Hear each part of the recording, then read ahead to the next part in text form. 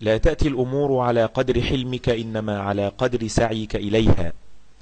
إذا أردت ألا تندم على شيء افعل كل شيء لوجه الله.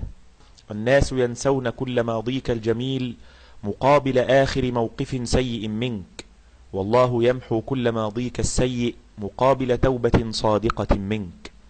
تذكر بأنك ستموت يوما ما، وهي أفضل طريقة لكي لا تخاف من شيء لتخسره.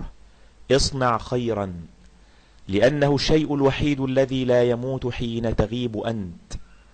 لا تستحي من إعطاء القليل، فإن الحرمان أقل منه. كثير من البشر لا يملك مالا ولا جاها، لا يملك سوى الأمل، أرجوك لا تقتله فيهم.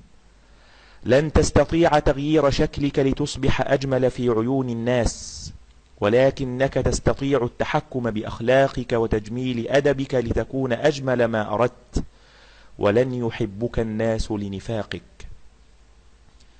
المستحيل هو ما لم يكتبه الله لك، وليس ما عجزت عنه أنت.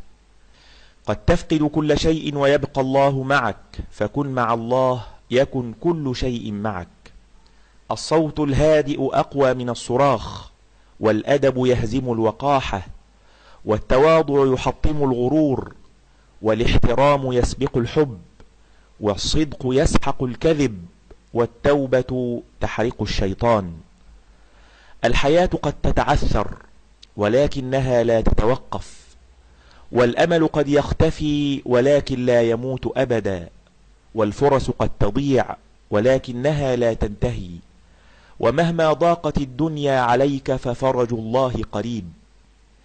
لا تجعل همك هو حب الناس لك، فالناس قلوبهم متقلبة وأهواؤهم متفاوتة، وليكن همك كيف يحبك رب الناس، فإنه إن أحبك جعل أفئدة الناس تهوي إليك.